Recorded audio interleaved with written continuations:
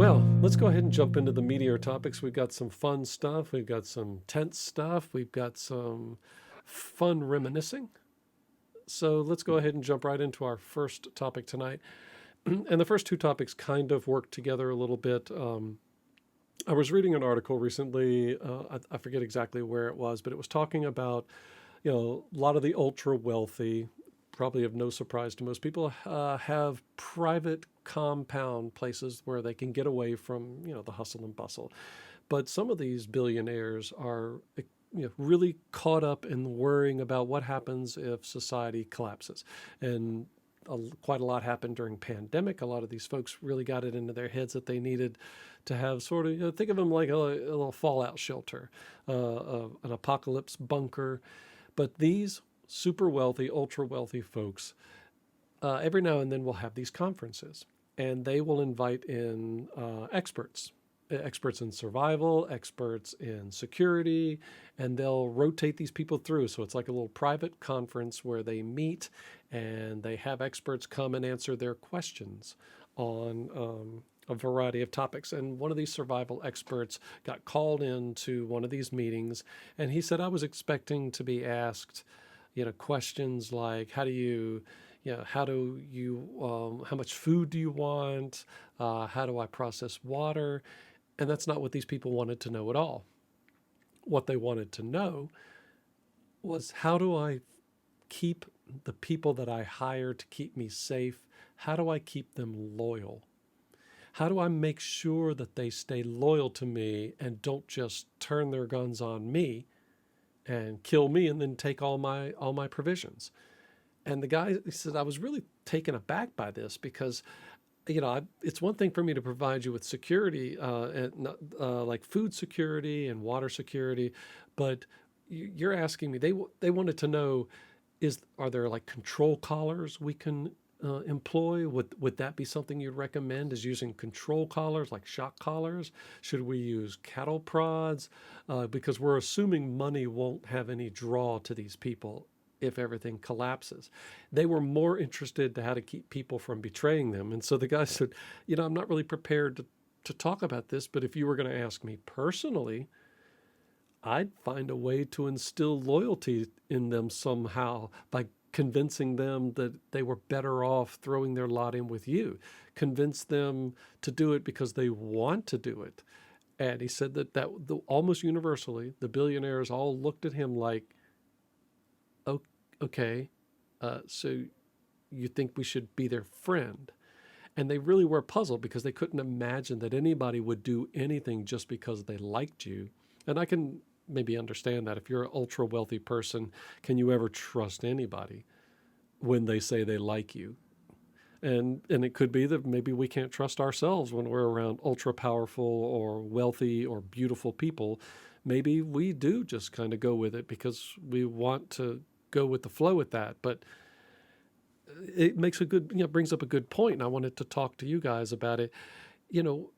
We can use it. We can kind of go down the speculation. What would it take to convince people, and what would you have to do? And could you really ever trust these people? We've all seen enough apocalyptic science fiction and fantasy, and we've seen kind of how people are in the real world.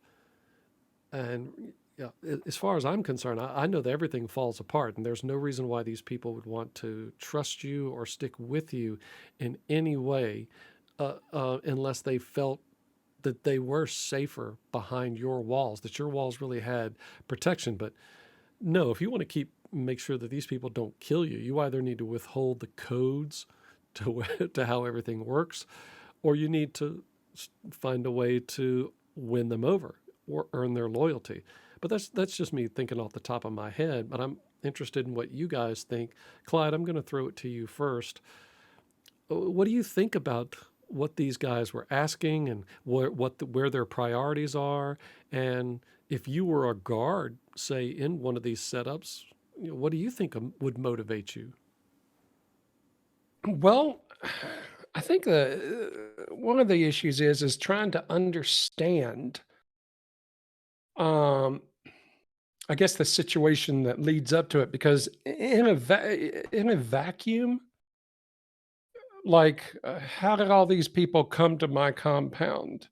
Is this a zombie apocalypse? Is this a complete breakdown of society like in uh, The Postman with Kevin Costner, which is a very underrated film, by the way, and very good, based on a book by Haven't one of seen our it. favorite science fiction It does authors. need about 45 minutes edited out of it, but other than that, yes, I liked it conceptually. Keep going. Is it And they better than didn't Waterworld? bother. I would put it Yes, in. yes, yes. Yes, but same thing. Maybe better editing would have helped Waterworld. Well, yeah, they don't really explain what happened to the world, just that something happened. And we do know that, spoilers, by the end of the movie, we do know that it's a temporary situation, that, America goes through some badness and society collapses. And just like a good sci-fi trope, you've got, enclaves, you got people that pull together resources, but and then you've always got a crazy one. You always got an Elon Musk with syphilis, or you've got somebody who wants to control everyone. And I don't think that's this situation. I mean, you're basically talking about billionaires who don't have people skills. If the constant thing that's on their mind is these people are going to screw me, that kind of tells me that what kind of life do you live that you have zero trust, that you assume that not only is everyone out to get you, but they're out to supplant you, take everything from you, and kill you? Because at that point, it kind of becomes a pathology, sort of like, I don't think you should be in control, because then, yeah, if I'm a guard and I have to keep people in, when you're keeping people in, why are you keeping them in instead of letting them leave? I mean, if you let them leave, they're going to get eaten or they're going to die, that kind of thing. Fewer mouths to feed, more food for everyone there. So, there's that. I don't know. I mean, I guess the moral of the story is the fact that this guy is just kind of taken aback, and that these people are like, you mean I gotta get them to like me? Well, And that's. I'm sorry. Go ahead. no, did you see Don't Look Up? No, They sort of I did paired. see the ending. Okay, so well, they have a highly autistic uh, billionaire, ultra billionaire, but there is some of that billionaires rescuing themselves from this fate. Oh yeah. And Well, it's like, yeah. I'm sorry. no, I was going to say, and that seems to be a trope, is that these ultra billionaires, they recognize that they are mortal, so almost everything they're doing is to try and live the longest time they can. And what their motivations are, though, I Yes. don't know. Like Elon today sent an email to everyone. It said, no more remote work. You got to come in. And if you are physically able to come in and you don't, then your resignation is accepted. Now, that's a dick thing done by Dick, who wants to really just prove to everyone that the trope is true about entrepreneurs, which is, I don't really care about you. You work for me. You're not my employee. You are the employed. So, um, that's how I feel about that. Despite the fact that in Twitter's case, uh, it's always been a remote first work environment, because you don't need people in cubicles in a building to do something like Twitter. Exactly. And then, of course, the pandemic happened, and Twitter actually also offers unlimited paid time off. So people moved to different states because they could. And now they're being told, come into work or you don't have a job. And they're like, I'm like 500 miles away from work because I moved. Some dude buys and he's like, yeah, you coming to work. You got to be productive. No one does that. When's the last time fucking Musk sat in a cubicle and turned in a report, like from Office Space, where he's got to get the right cover sheet. He's never Does done that. McDonald's have remote workers? No, I mean, but obviously certain jobs do require that No, you come in. no, but that's a troll comment, and I won't take that bait. The the the point is that with Twitter, the majority of the people don't have to be in the office, and the reality is that not everyone is cut out to work around people. You got disabled, you've got autistic, you've got people with certain conditions that they work better at home. I met I've been somebody working from like that home. at Dragon Con. Yeah, remember when Right. you were at that panel and I'm standing outside talking to her and she said, but she found the perfect job where she didn't have to be on camera, she didn't have to, and she didn't want to advance. She just wanted to process insurance paperwork Mhm. and do the data entry, and that's. Sure. But Tons of people, call centers do the same thing. They work remotely now. India, the Philippines, Jamaica have call centers, but essentially they're working from home because the software just runs on any computer. They log into the software and the calls are routed directly to them, and that's a big thing. So you do not have to be physically there. But Elon is Elon, so he's going to huff and puff and tell people you're going to come in. And my feeling is that that's the easiest way to fire people. Well, that's from a business standpoint. But we could. But my point is this: is that he doesn't understand people because he doesn't work with people. People work for him. He doesn't. Does he run these companies that he owns? I mean, run them. The difference is that when all of the people that were quitting today on Twitter, all of the executives, when you read their the responses, it's nothing but hundreds of Twitter employees thanking them for their time and just be like, "Oh, you're gonna miss you. You're fantastic. This place is a hellhole," and I don't think Elon gets that kind of adulation from people who are absolutely grateful. So, to me, the actions that he's taking are right in line with that trope of the billionaire who's so out of touch with regular people that they're mystified by this approach of getting people to want to be a part of you for reasons other than making money. Well, to keep it back, I mean, to steer it back, and you're absolutely right. Bezos, in a lot of ways, I wonder if he would be much different. But I want to get over to Russ and have Russ have a chance to weigh in on this whole thing about billionaires and them trying to survive an apocalypse. What are your thoughts? Well, I've thought a lot about if they ever. I mean, I guess they're working on a cure for aging. Being able to reverse the aging process or stop the aging process so we could essentially live forever. I hope we'd never discover that, because what will happen is it will get captured by the elites, the billionaires, the millionaires, the billionaires, the billionaires, and they will afford it and keep it out of the reach of everyone else, and they will become de facto masters of the world. I mean, that's kind of course, yeah. what they would like anyway, Perpetual and this wealth, would yeah. ensure perpetual wealth, right? So, I mean, it doesn't surprise me. I mean, they are living in a completely different world, and their brains work differently than ours. And I think when you have that kind of money and power and influence, paranoia creeps in. It's probably part of the territory. So that doesn't surprise me.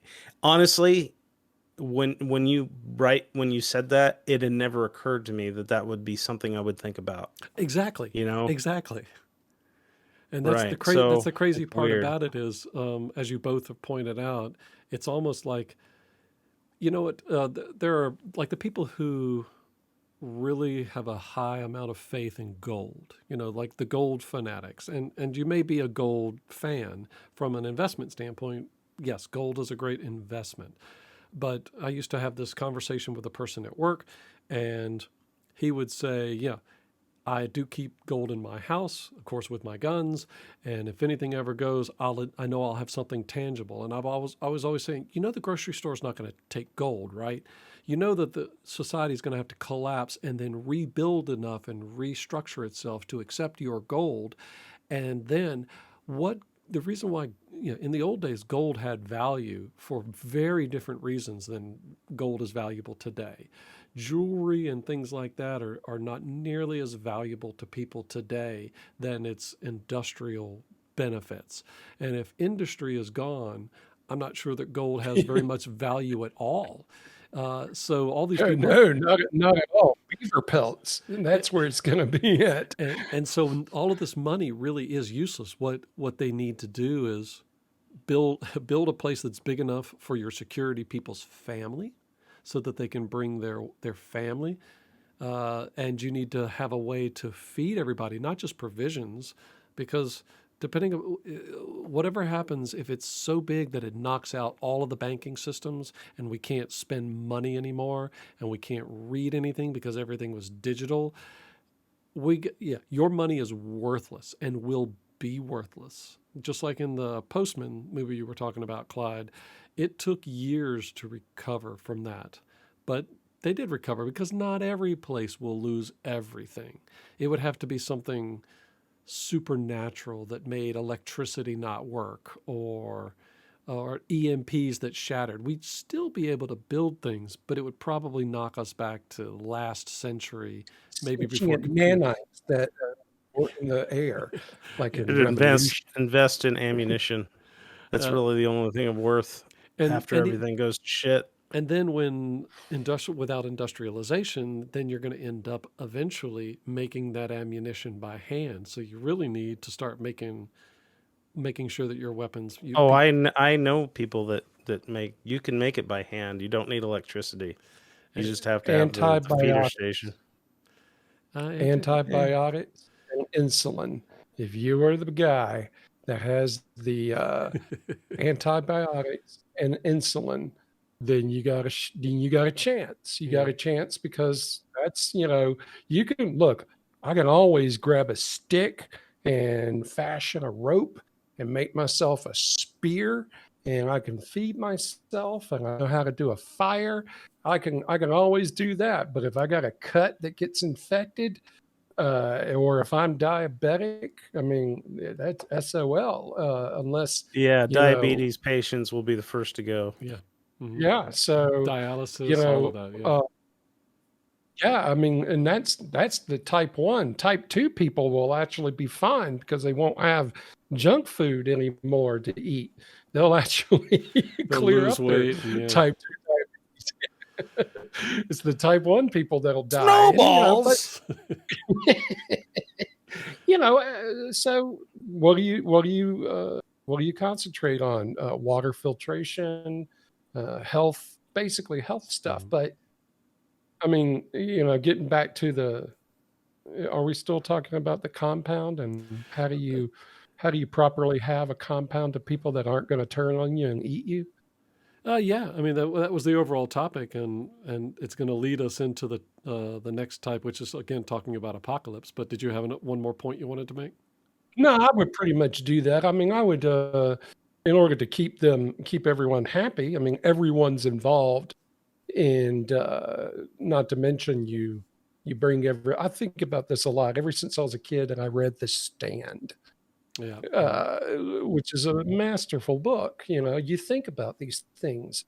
If there was an apocalypse, and like a biological apocalypse, and most people are gone except for a small group of people, how do you rebuild? Well, this is what I would do. And I've always thought about this, organize your people by, I guess, skills, and pull your skills, pull your knowledge, identify the most important things, of course, defense, food, and then healthcare, You got to be able to do because what's every trope for every sci-fi TV series and film is the child of the protagonist gets an infection and they got to go find medicine. You think, okay, well then fine, I'm not going to let that happen, Mike. So, you talk to everyone, find out who knows who has medical training, that kind of thing. Yeah, you stock your Everyone bunker. gets involved. Yeah, Yeah, exactly. stock Yeah, your in the bunker, but future, no one will stock your give a mental shit about your bunker. high score on Galaga. No, say it. It's, I was about to say what you had already said. I think we'll probably, the only thing we can do is like gather ourselves into small tribes that of expertise.